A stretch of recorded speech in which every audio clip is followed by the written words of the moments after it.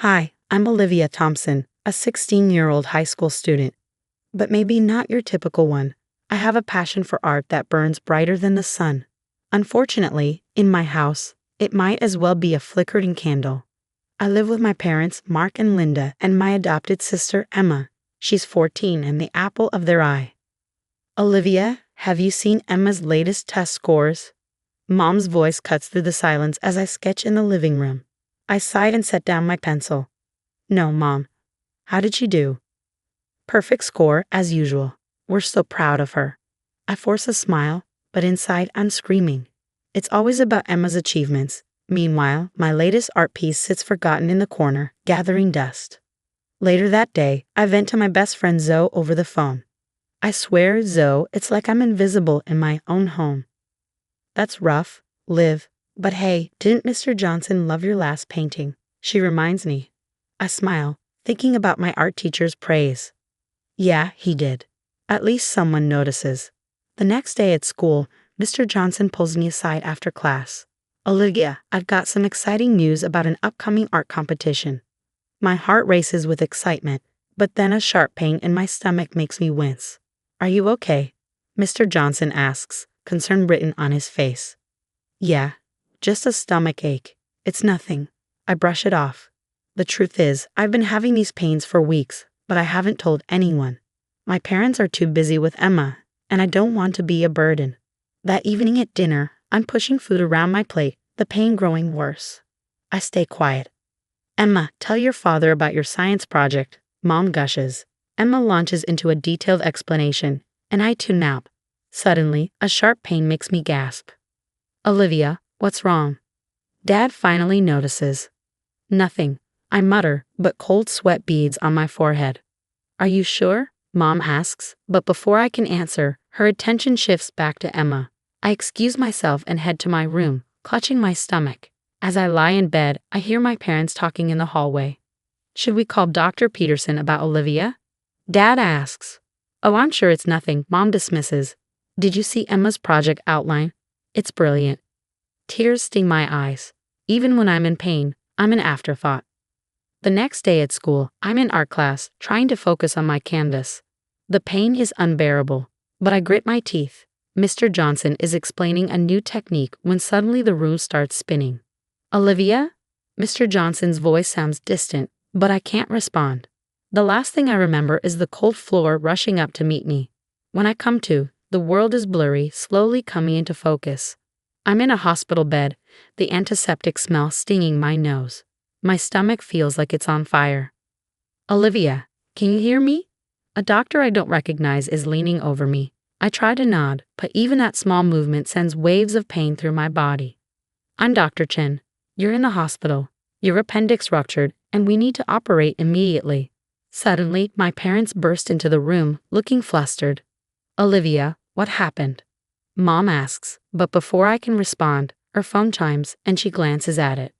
Dr. Chen turns to them, serious. Mr. and Mrs. Thompson, Olivia's condition is severe. The infection could spread if we don't operate quickly. Dad nods but is busy tapping away on his phone.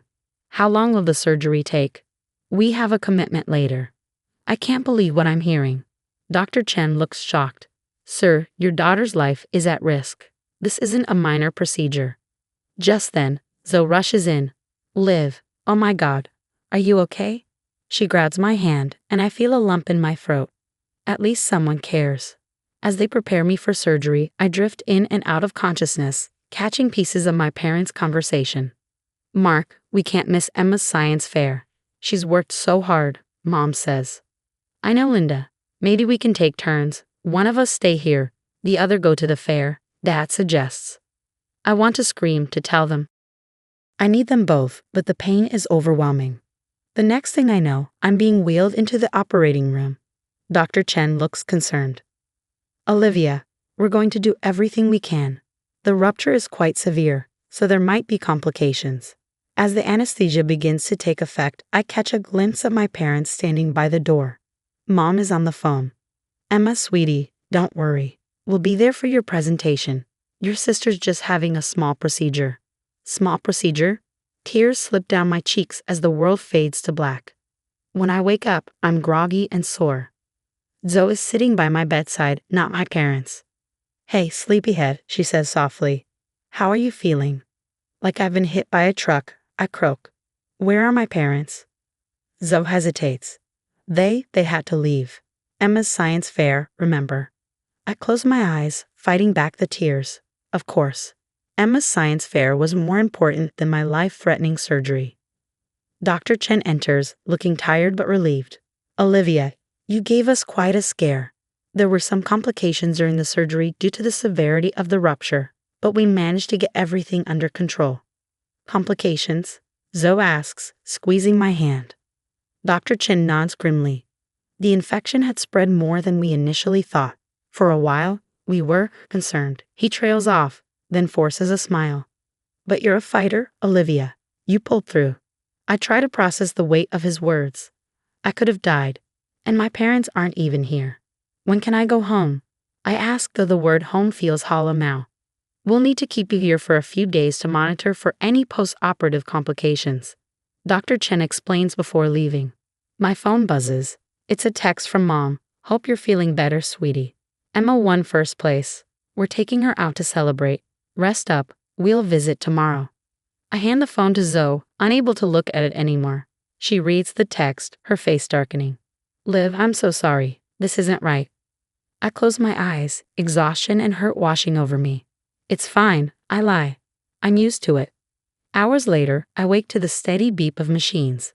My body feels like it's been run over by a truck. The room is empty, and for a moment, panic sets in. Where is everyone? Time drags on before Zoe finally bursts into the room, her face a mix of relief and anger. Liv, I'm so sorry I couldn't be here earlier. How are you feeling? Like death warmed over, I say weakly. Where are my parents? Zoe's face falls. They're not here yet. Emma's science fair ran late, and they took her out to celebrate her win. I close my eyes, fighting back the tears. Even after major surgery, I'm still an afterthought.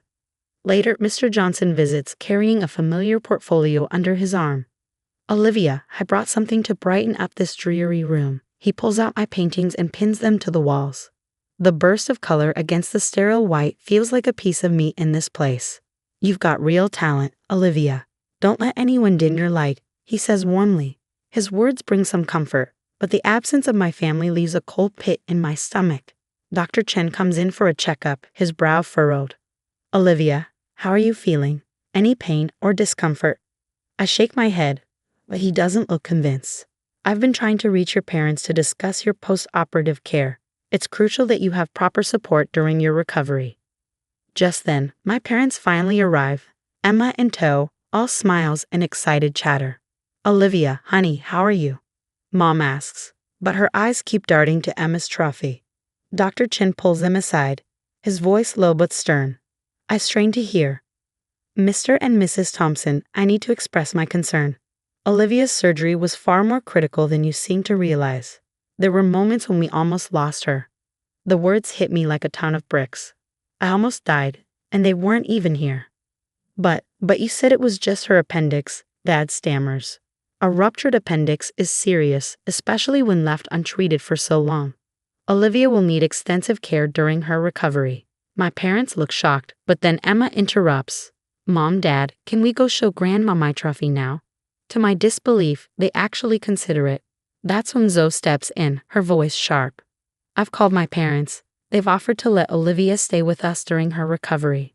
For a moment, I feel relief, then guilt, then anger. Why do I feel guilty? Why do I need my best friend's family to step up when my own parents won't? As my family leaves, promising to visit soon, though I don't believe them, I overhear Dr. Chen talking to a nurse outside. It was touch and go for a while. If we'd waited any longer to operate, well, let's just say Olivia's lucky to be alive. The words echo in my mind. Lucky to be alive. And where were my parents during that life or death moment? Watching Emma win a science fair. The next weeks blur together in recovery and revelation. I'm moving with Zoe's family, and for the first time in years I feel seen. Zoe's mom checks on me regularly, making I'm comfortable and taking my meds.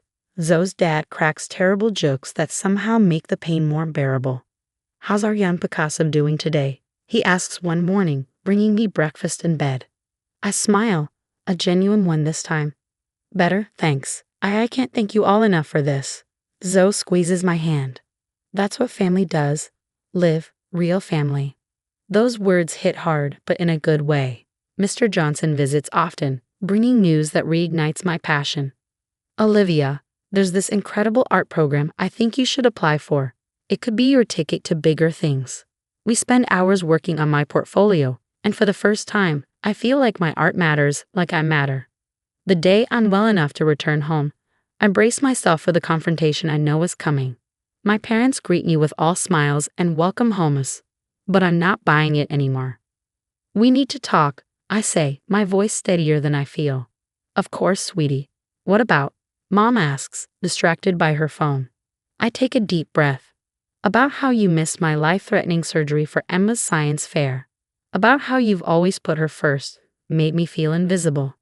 The room goes silent. Dad sputters, "Now Olivia, that's not fair." "Not fair?" I laugh bitterly. What's not fair is nearly dying alone in a hospital while my parents celebrate my sister's trophy. Emma, who's been lurking in the doorway, suddenly explodes. "It's not my fault you're jealous of my success. Maybe if you worked harder." "Emma," Mom gasps, but I see it now, the golden child's true colors. I stand my ground. "I'm done being your afterthought. I'm staying with Zoe's family until I'm 18. Then I'm out of here for good." The aftermath is chaotic. Dr. Peterson, our family doctor who's known us for years, gets involved.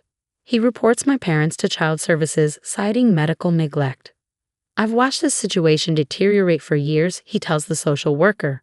What happened during Olivia's surgery was the last straw. My emancipation case moves forward, supported by testimony from Dr. Chen, Mr. Johnson, and others who've witnessed my parents' neglect. Meanwhile, my art starts gaining attention. A piece I created during recovery, a stark emotional portrayal of isolation in a family, wins a local contest, leading to a scholarship opportunity at a prestigious art school. Mr. Johnson beams with pride when I tell him, "You're going places, Olivia. Your pain has become your power." As news of my parents' neglect spreads, their carefully crafted image crumbles. Dad's law firm puts him on leave pending an investigation, and Mom's social circle, once a source of bragging rights about Emma's achievements, turns its back on her. Emma, unused to not being the center of attention, lashes out, but her outbursts only serve to highlight the dysfunction that's been simmering beneath the surface all along. On my 18th birthday, I stand in front of my new apartment, keys in hand. Zoe, her parents, and Mr. Johnson surround me, ready to help me move in. "You did it, Liv," Zoe says, hugging me tight. "You reclaimed your life." I smile, knowing that the girl in that painting, the one trapped in a family that never saw her, isn't just an image anymore. She's me, and she's finally, truly alive. Olivia's journey raises important questions about family dynamics and self-worth. What would you have done in her situation? Is cutting ties with neglectful family members ever justified, or should blood relations always be given another chance? Share your thoughts in the comments below.